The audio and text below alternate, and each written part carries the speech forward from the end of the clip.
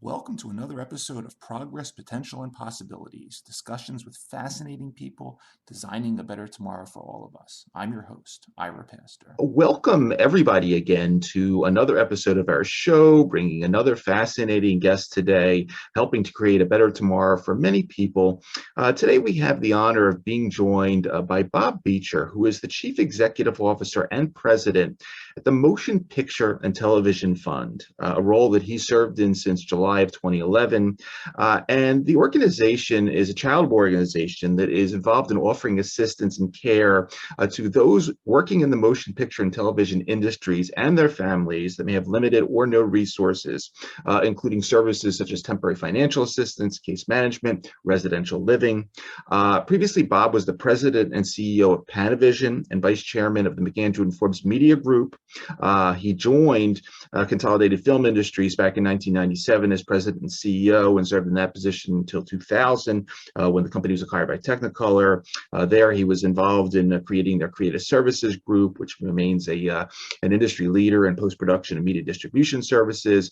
Earlier in his career, Bob was vice president of business affairs at Lucasfilm. He was managing director of Jim Henson Productions. He's been a director of the Motion Picture Television Fund since 2007. In addition to those activities, he's on the board of directors of the startup Set, serves on the advisory board of ARRI Rental Group, the finance committee and investment committee of the Academy of Motion Picture Arts and Sciences, the advisory board of the Jewish Graduate Student Initiative and the Springboard Health Initiative. Bob has an undergraduate degree in literature from here at U Penn in Philadelphia, a master's in British and American literature at Stanford, and he did his MBA at Columbia. A lot to get into today. Bob Beitcher, welcome to our show. Thank you, and thank you for that introduction. I barely recognize that person you're talking about. Well, it's great to have you, Bob. I would love to start off just for a few minutes, if we could talk about you, because you've had this fascinating career journey. Would love to hear just a little bit about how someone that was focusing on literature segued into the entertainment industry. Sure. So, when I finished undergraduate at Penn, I had a choice of going to law school or pursuing a PhD in literature. And I was first college graduate for my family, getting pushed by my parents to pursue a law degree. And don't ask me why, but I decided to pursue literature. And I had 3 wonderful years at Stanford, but probably after the first year realized I didn't really know what, being an academician was like when I started, but now that I know what it's like, I'm not really interested in pursuing that as a career. I spent the next 2 years there finishing my coursework for the PhD. Stanford was a beautiful place. First time I'd really been out of Pennsylvania, so why not stick around for a little while longer? They were paying for my school, and I was enjoying teaching in particular.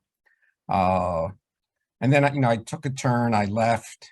I went into publishing, book publishing in New York, Harcourt Brace Yovanovitch. Met my wife, got married, and quickly discovered that maybe that wasn't really the thing that I wanted to do either.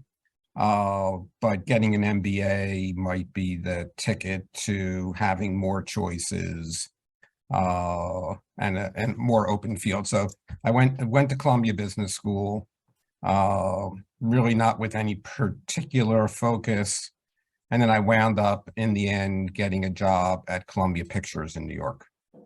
So I can't say that I really pursued the entertainment world, but there I was, worked there for a little while. Columbia got sold to Coca-Cola, 1982.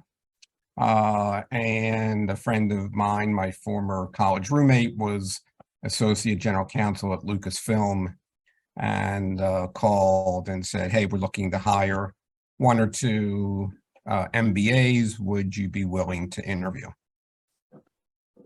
Excellent. So, cut to, I'm now working for George Lucas in Marin County, and having the time of my life. And so, that was my plunge into the pool, and I've sort of swum in that ever since.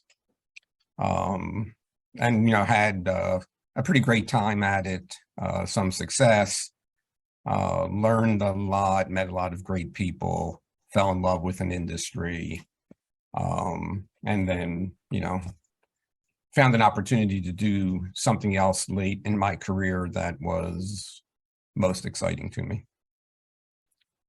And does that answer your question? Absolutely. Okay, yeah. It segues perfectly into where we're going, because the Motion Picture and Technology Fund, television. Oh, sorry, Motion Picture and Television Fund. I'm so used to talk about technology on the show. Dates back to the 1930s. They originally called Motion Picture Relief Fund, set up at a time sort of in the early golden ages of Hollywood, where a lot going on, but then there's stories that are being come out in the 1930s of famous stars that are ending up in so-called destitute. Right. And some of these names: Fatty Arbuckle, John Bowers, Lawrence Lawrence, Rick Provost, and so forth. Talk about those early days a bit, if you would, and a little bit of the genesis of that organization. Sure. So, in the early 20s, the film industry moves from Fort Lee, New Jersey, no longer known as the Hollywood of the East, to Los Angeles, and starts growing. A bunch of the and film industry came out of, most of the people came out of theater. A lot of them came out of theater, or burlesque. And so in the early 20s, it takes root in Los Angeles, and a bunch of the folks who moved out here looked at the industry and said, this is a collection of gypsies. That's probably not politically correct, but a collection of freelancers. And if we're going to build an industry in Los Angeles, we need to build a safety net for them, because we need to build skill sets. We need to keep them in the game when they're not working. Mm-hmm.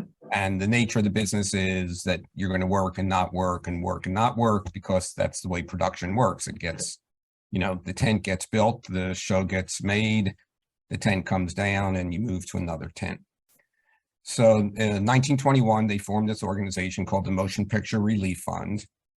And the idea is that if you're fortunate enough to be working in the industry, you should be willing to drop a couple coins in literally the collection box, and support those who have fallen on hard times, need something to keep them going. So, literally, we have the very earliest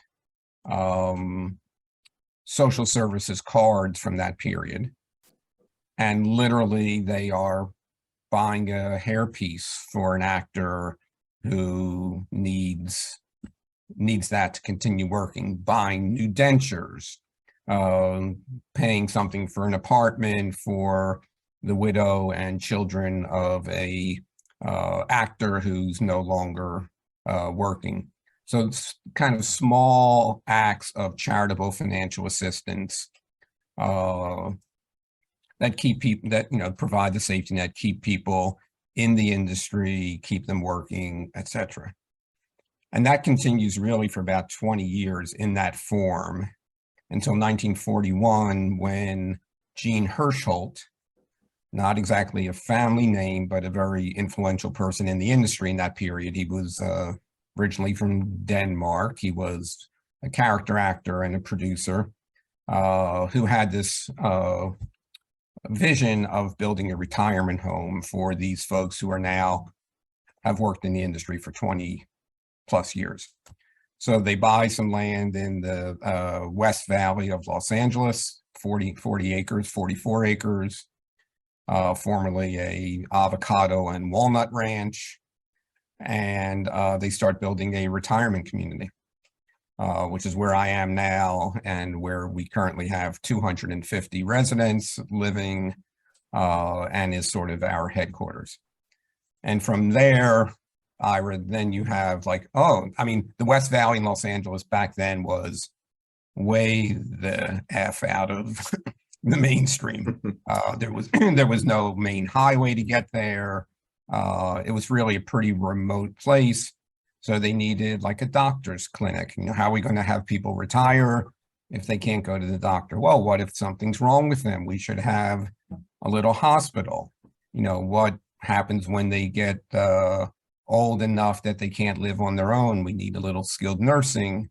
So it kind of nested from there and developed into what we have now. But the focus has always been taking care of our own. Mm-hmm. Mary Pickford, who was one of the founders, would say, we see a need and we fill it. Mm-hmm. So, the industry's generosity met the needs of its workforce. And it was, and to your point, to your question, the industry starting in 1921 to 2022 has undergone so many very significant technological changes and structural changes. One of them, which you were alluding to, is it moved from silent films to talkies. Sure. And Mary Pickford, who was one of the great stars of her period in silent films, didn't make it into talkies because she had this kind of off-putting, squeaky voice. And, a lot of the other folks were Eastern European immigrants. And their voices didn't match the characters that they were wanting to play. So it put a lot of people, out of work. And that's just continued to happen. The switch from analog to digital, from film to digital. I used to run a film lab with 600 employees. We were the third largest film lab. The two larger ones, Technicolor and Deluxe, probably had about 1,500 employees each. Within a 5-year period, they were all gone as film labs because, we were mass producing literally billions of feet of film to go and to be projected in movie theaters. And all of a sudden we were sending out, hard drives with movies on them. Yep. And those people weren't needed anymore. People weren't shooting on film. They were shooting with digital cameras. So we didn't need to. So, all those times, what do you do with someone who's worked at my lab for 30 years, is great at what he or she does, but has a very limited skill set? Where does that person go? So that's the kind of safety net that we have provided for our workforce. And, it's one of the things that has compelled me to be part of this organization. And Bob, as you're talking about sort of this 1920s freelancing model that originally existed, and I've heard you talk about this is in essence sort of the original gig economy in a way. Exactly. That you work or you don't work, you get paid or you don't get paid, and you have health care, you don't, based on, and I sit there, I watch movies, and I mean, my kids and whatnot, we see the credits go by, and after whatever George Clooney and Julia Roberts go by, we have the backlot people, the extras, the security guard, the gaffer and the boom. I don't know what they all do, but they're important. Talk about what 2022 means to the. I mean, is it still in essence the same sort of freelancing model for these folks? that was 100 years ago? I mean, what's the model that they unfortunately have to face in these roles, even if they are technologically sufficient? They got to be working or Right. not. Yeah, I mean, not much has changed really, Ira. I mean, there, obviously there's the federal government has provided the safety net in terms of Social Security and Medicare, Medi-Cal, whatever. Right. So there is some, starting in the 1934, there is a government safety net. Starting in the 30s, late 20s, unions form, and over the years they fight for and get producer paid health care. But to your point, if you're not working and you're not getting your hours in, or you're not getting your pay levels in, you don't have, you lose your health care. Yeah. So there is some health care, but it's tenuous and stressful to make sure that you keep it. But yeah, I mean, people are still freelance. They still bounce from project to project. I would say that oddly enough, the streaming world has made it more difficult for a lot of them rather than less difficult. People saying, oh my God, there's so much being produced right now. Everyone must be super busy and all's good. But the streaming shows are, they have they have their unique format. They're 8 or 10 episodes. They're not 22 episodes like it used to be when everyone worked in network television. So you work on one for 8 or 10 episodes, and then you need to jump on another one, or you sitting around waiting to find out, are they going to pick it up for a second season? Yeah. And then you wait for a month, and then you find out they're not. Then you've got to scramble to find something else. Much more production is being done outside of Los Angeles. So, the core workforce in Hollywood is now, working half the year in Atlanta or Albuquerque or New York, New Jersey, you name it. And that, is it's great that they're working. They're happy to have the work, but it's a very stressful, personal situation. You're away from your family, you're away from your kids, you're away from your parents, or you're just away from the things that connect you to the earth, and keep you focused on what matters most in life. And people get into trouble. It's not a great lifestyle. If you're young, you enjoy it. As you get older, it can be very wearing. When we used to have big industry dinners, I used to say, if I go to one more of these dinners where they're honoring someone who says, and I want to thank my family out there. I wasn't there for my kids when they were growing up, but I really love you guys and you're great. It's like, oh God, that's so depressing. This is what this industry does to us. It pulls us away from our loved ones, and we miss all the important, not all, but many of the most important moments in their lives because we're, in Atlanta moving camera gear around, or yeah. So, Bobby, in 1993, the MPTF Foundation is established, and this is part of the organization that puts on the events, helps raise a lot of the money to fund these initiatives. You're brought in 2010, sort of after the financial crisis of 2008, to sort of restructure a lot of, there was a lot of issues, obviously, for everything financially going on then.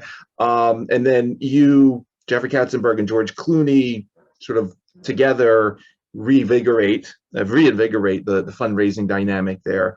Talk a little bit about sort of that 2008, 2012 era, if you would. I mean, it's we call it, quote unquote, the Troubles. So what happened was, in that time frame, 2007, 2008, the then senior management of MPTF sounded the alarm that we were draining our cash reserves. And really the main source of that drain was what's known as skilled nursing, which is, where you're taking care of the most frail and vulnerable people. It's sort of, I'll call it end of life, but many of them live, 5-10 years there. But it's people who really need a lot of nursing support for their activities of daily living, and a memory care unit. So folks who, and so the argument was, these are the two units that are draining our reserves. We need to do something about it. And our recommendation is that we close them down. We've done our research. We can find other locations for these people that are, more than adequate. And their families they all understand, their families will understand. And this is what we need to do to preserve MPTF. And, I raised my hand. I didn't do my own, I accepted that it didn't sound right to me, but I accepted what people who were around it every day were telling us. The board accepted it, and we announced it to the industry. So, and we announced it, I describe it as a bad announcement of the wrong decision. So everything you could do wrong, we managed to do that. It turned out that really, so many pieces of that were wrong. One of them was, it wasn't really that area that was draining us, and it was overstaffed, and it could be managed better. But secondly, there wasn't enough capacity in Los Angeles to absorb 130 people in skilled nursing. Number three, our residents and their families were, excuse my French here, basically said, fuck you. If you try to drag my mom out of this place, we're going to chain her to the bed. And so, all hell broke loose. A lot of protests. And at that time, I had just left Panavision. I had some spare time on my hands. Someone was paying me. So I decided, spend some time at the place, do some due diligence, be that board member who, everyone hates to have, that's in everyone's hair. And I just learned a lot. And what I learned was we had been misled by the executive team. I think that they misunderstood the situation. I don't want to impute, bad motives to them, but I think they misunderstood what was going on. And we had to reverse it. So, the board got rid of the CEO. They asked me to fill in for a couple of months while the recruitment went on. I fell in love with the job, and at some point decided, with their blessing, to move from an interim position to a permanent position, and worked with the board and others to figure out a rescue plan, so to speak. And then at the tail end of that, we have this 2012 campaign. It's based on a lot of good news. Hey, we're still open. We figured it all out. We're looking to the future. And Jeffrey and George do this fundraising campaign. And the industry steps up. It's a lot of complexity to that, but the industry steps up. And here we are 10 years later. I won't say back in the soup again, but back with financials that could be much better. We've been slammed by the pandemic like every other community like ours. We've spent, I think, in the last 2.5 years, $9 million in pandemic-related, COVID-related costs. Obviously, that were unbudgeted. We've got unfilled beds. We're losing the revenue on those. Our big events have gotten slammed either because we went from live events to virtual events, or we had live events but smaller participation because people were still like, I'm not sure that I want to be in, a big room with a lot of people. It makes me a little nervous. Mm-hmm. So combined, those have cost us about $22 million. So we are launching a new campaign to try to get the industry to step up once again to help us fix that issue. Well, the theme of aging in place is really central to a lot of what you have going on in terms of both the services as well as the sort of the living facilities, everything from the case management and the counseling to social connectivity, the palliative care, as you were mentioning.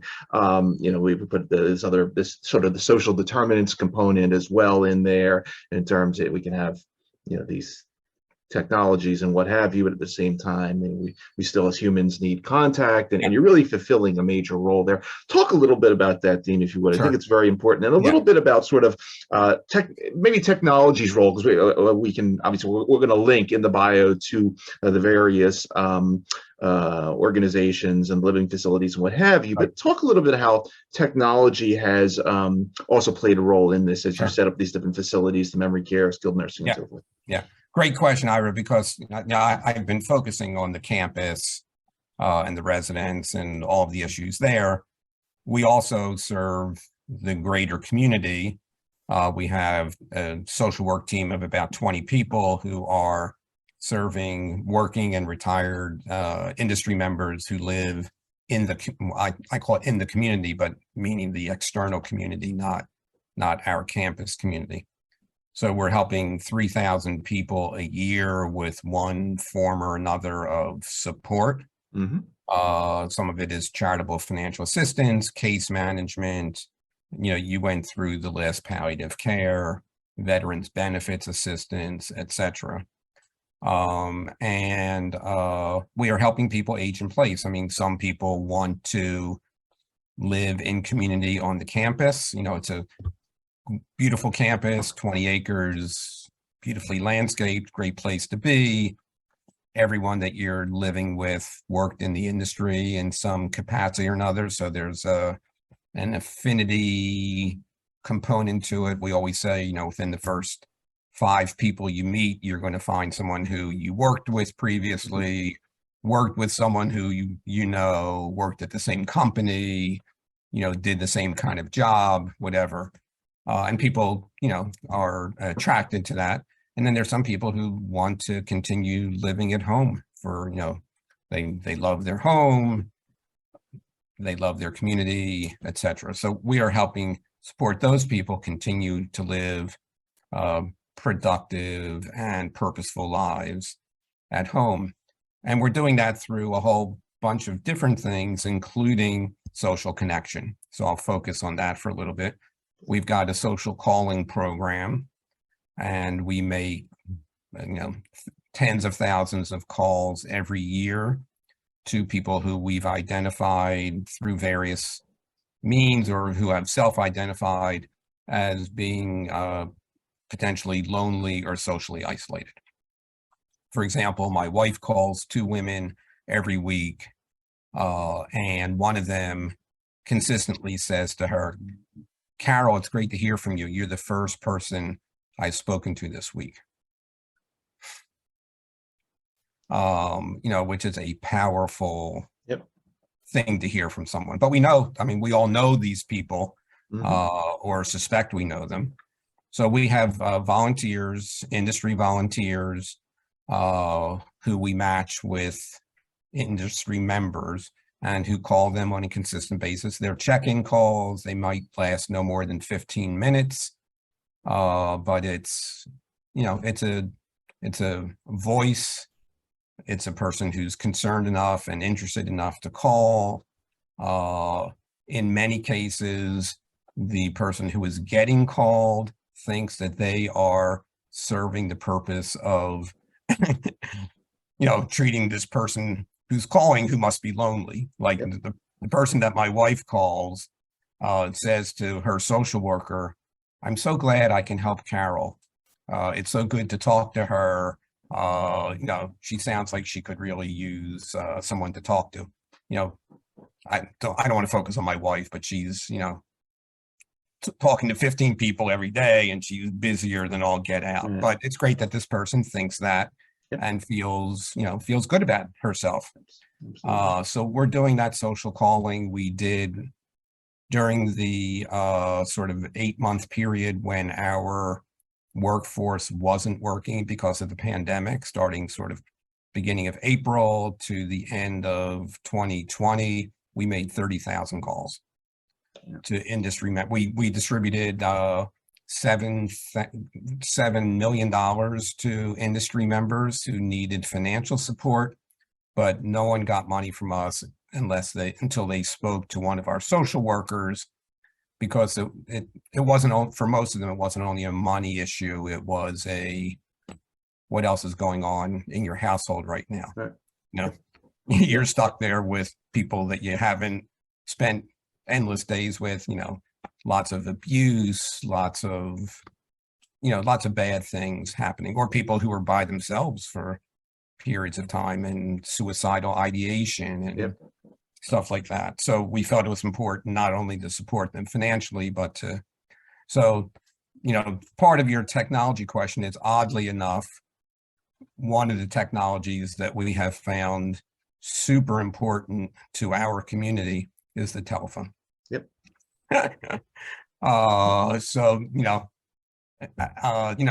We all think, oh, let's get robots into nursing homes who can do stuff. Let's, blah, blah, blah. Right.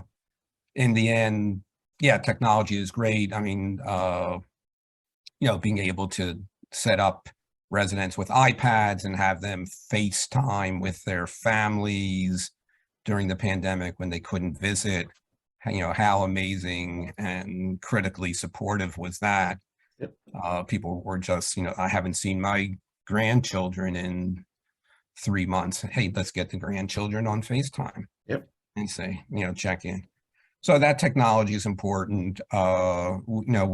We're experimenting with Alexas in our residence rooms, trying to give them more access to more and easier access to stuff. But the telephone has been an amazing technology. And to be honest, what we're finding is this generation that we are dealing with, both in the external community and our own community, technology is still a big barrier to them. Sure. I mean, we take for granted that people can log into a computer and, send an email or get onto FaceTime. Those are real challenges to people who did not grow up, with anything remotely like that technology. So there's, for every technological advance, there's a demand for, we need, 3 people on campus who can help us with our computers all the time. Well, that's not, expensive and not going to happen. Yeah.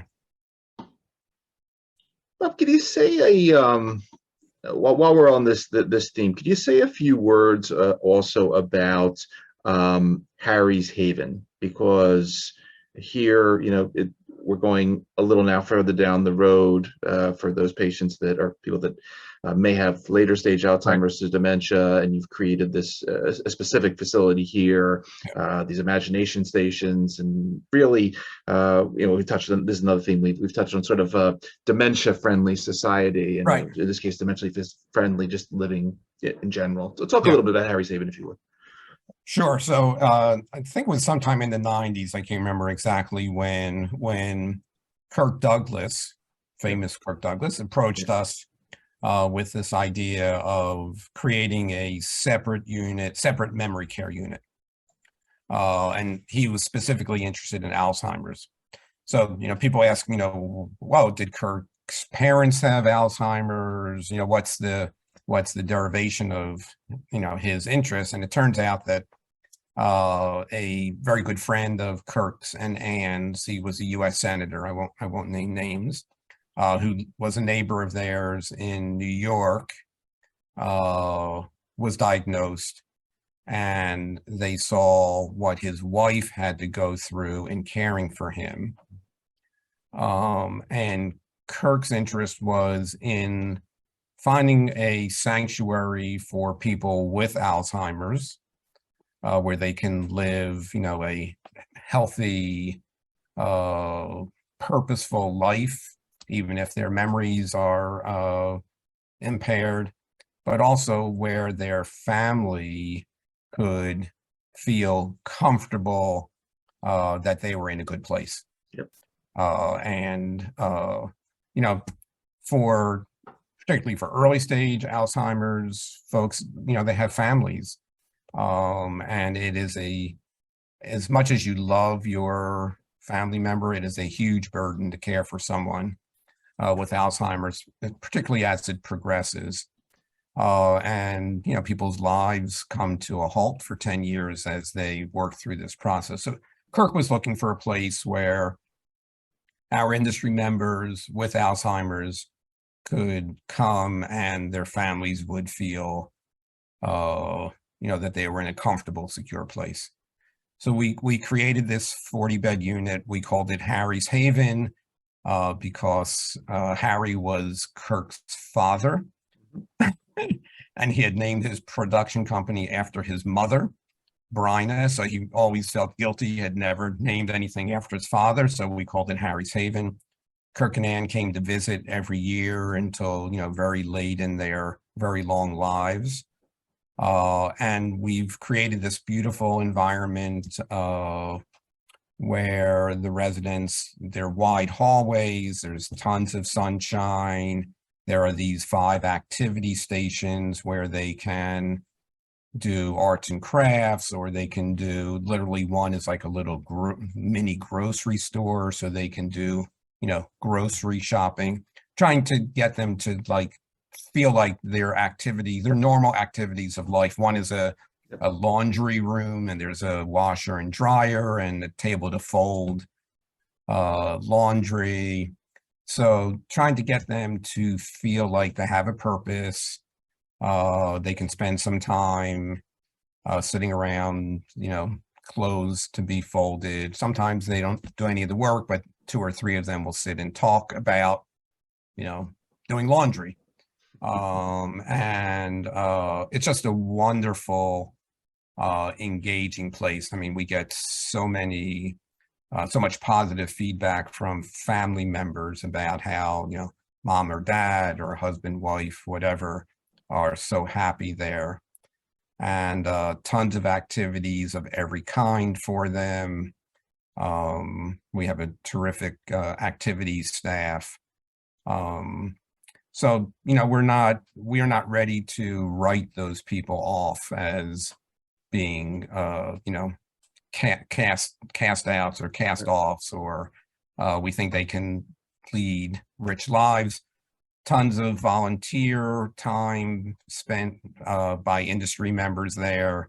Tons of volunteer time spent by family members there, who spend time with their family member in the unit, get to know the other residents there, get to know the staff, and when their family member passes, don't want to leave. So they continue to work there. Incredible. I should have said this right from the top. Incredible staff there and everywhere else on campus. Heroic, amazing staff across every job classification. Nursing, hospitality, activities, everything. Just fantastic people who understand our mission of taking care of our own. They understand that we are very committed to our industry members who have brought film and television into their lives and the lives of other people. They're very family oriented, and people tell me it's bad to talk about your company as and employees as a family, because it sometimes leads to, but I mean, for better or worse, that's the way I do think about it. Yeah. That's the way I describe it to them, and it's the way they feel.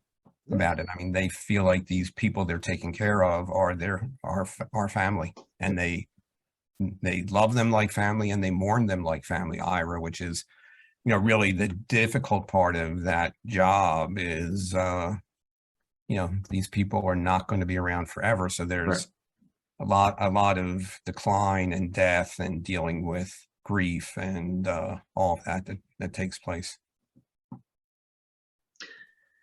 What else is coming up? I mean, I see MPTF sort of press releases occasionally about different members of the Hollywood community that join, help with the fundraising and so forth. Anything hot happening in terms of either the foundation or the fund per the remainder of 2022 as we get into 2023? I think the main focus right now, I mentioned it previously, is a drive before the end of 2022 to raise a bunch of money from the industry, to get industry members who just assume that we're always going to be there for them, or people they work with on the set, or the people they work with at the studio.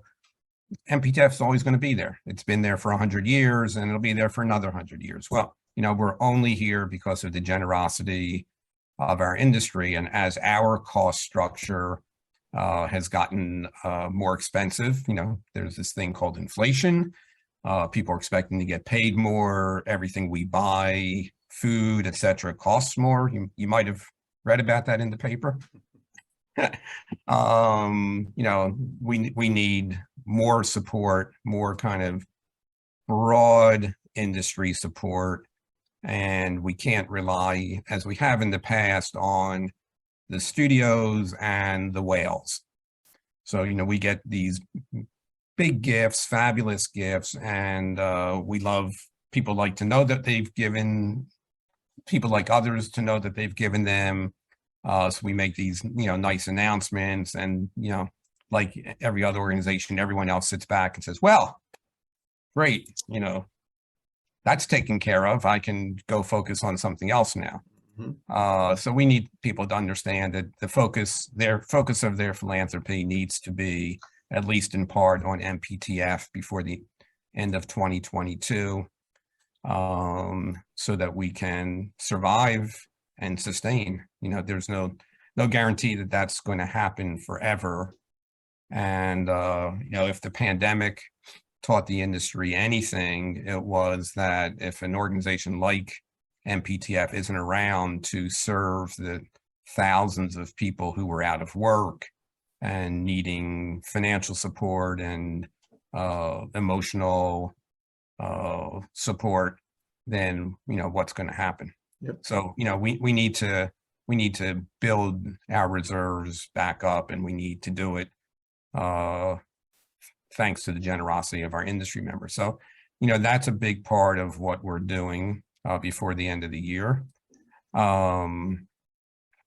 are in the process. I mentioned earlier we had this 44-acre campus. We only occupy we sold part of it in the 1990s. So we have about 40 acres now. We occupy about 22 acres. So we are actually selling off the other 18 acres to a developer who is going to be building a high-end senior living community that will be adjacent to ours, and people from our community can use their facilities, etc. So it's going to be a nice complementary community, and that will get started next year. It'll take, it's about 400 units, so it's going to take a bunch of years to get developed and built, but we're looking forward to that. In addition to that, I guess we're looking to come out of the pandemic. We're looking for some of the regulations to loosen up a little bit. We're kind of a highly regulated community by the Department of Public Health, masking and testing and blah, blah, blah. Some of that is at our discretion, but most of it isn't. patient safety, resident safety is at the top of our list. But, if we had one criticism of public health over this period of time, is a lot of focus on keeping people physically safe. Yep. And not enough focus on, their mental health. And, if you're young like you, or, young, not so young like me, but neither one of us is 88. Average age here is 87. Neither one of us is 87. And, realistically, even if we're healthy, we don't have that many more years to go. And, we've robbed them of 2.5 years. For a lot of this time, they couldn't dine together. They couldn't have activities together. We have a 230 seat movie theater on campus. They couldn't go to the movies. They couldn't do all of the things that are reasons for them coming here in the first place, but also are just so critical holistically to who these people are, and what sustains and keeps them overall healthy. So we've just been shocked by some of the decline in our residents. A lot of them managed to get through it just fine, but some of them who are just not good by themselves and really thrive in a more social milieu really, really suffered. So you just have to wonder, particularly now when the COVID seems, no one wants to get it, not recommending it to anyone, but it doesn't seem like it's going to kill you, which was the concern in 2020. And just, let's protect them physically. We don't want them to get it. We don't want the staff to give it to them. We don't want the staff to get it. But let's get them together and get them feeling a little bit more back to normal on the social side, using our gym. We have a warm water therapy pool, going to the movies, doing a bunch of art classes, and everything else we have to offer that we're excited about doing and really think separates us from the rest of the nursing home world. Because what do we have here? We have a community of players. And they want to put on radio plays, and they want to create their own content and shoot it, and they've been limited. So I think for the next couple of months, we're really hoping to migrate towards that new normal, however you define that. But getting our residents and our community members, our social workers have been reluctant to go into people's homes in the community to check in on them, because you just, you can't ask people, have you been vaccinated? How do you feel? Have you been tested this morning? And then you're in their house for an hour. It's not a great situation. Right. I'm sure you've had this experience, sitting across from someone for an hour, having a deep conversation about their mental health when you're both wearing masks is a less than optimal interchange or exchange. So, we're looking for, hopefully, to get back to some of that normalcy.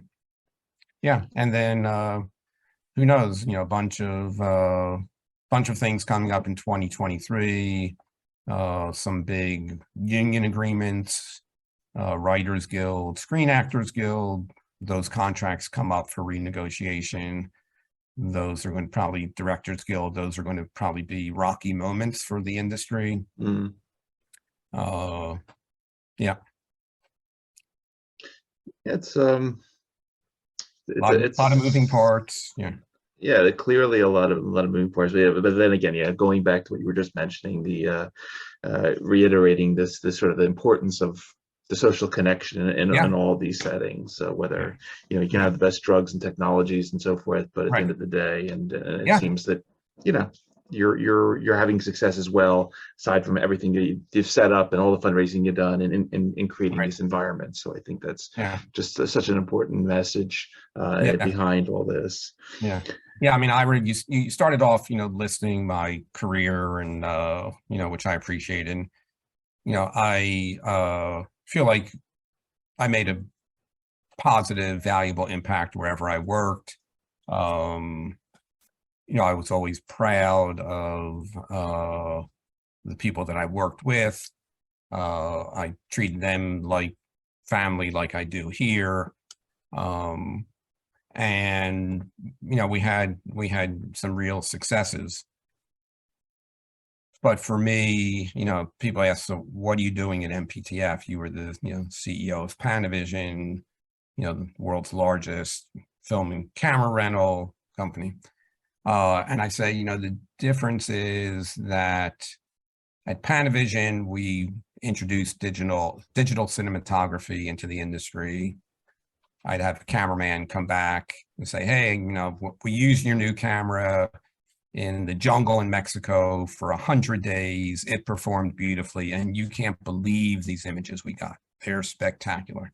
And that obviously makes you feel good about people you work with, the product you're putting out, etc. A week or two into my job here, Ira, someone comes up and says, you don't know who I am, but my mother lives here. This place saved her life.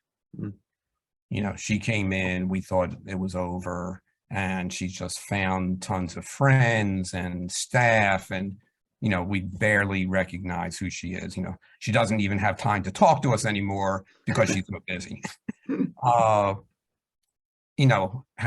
You can't ask for anything better, I think, in life than to be part of an organization and an industry that finds that important and wants to continue doing it. And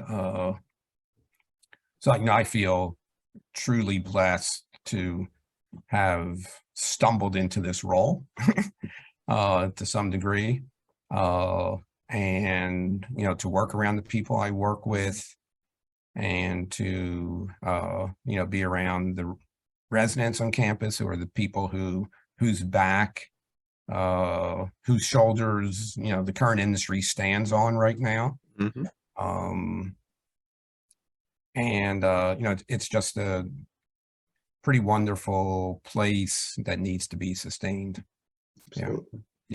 And I appreciate the opportunity to talk with you and talk about the organization. It reminds me of how wonderful and amazing it is, but it's also appreciate that your audience will learn a little bit more about us and have a look at our website, and maybe have some good ideas for us.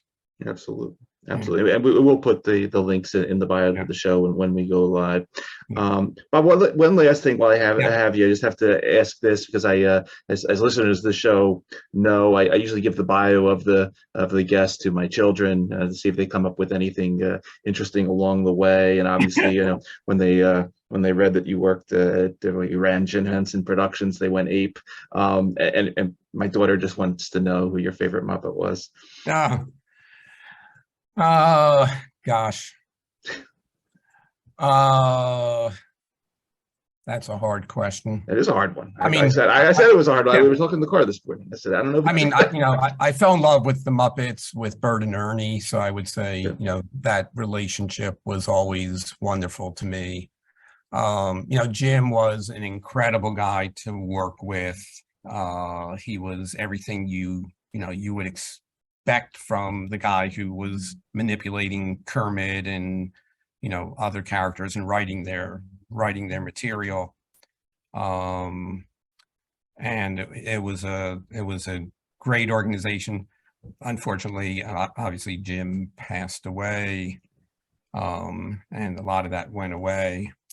But I think Bert and Ernie, I just relayed this kind of, my kids thought that was, that I was working for Jim Henson was great as well.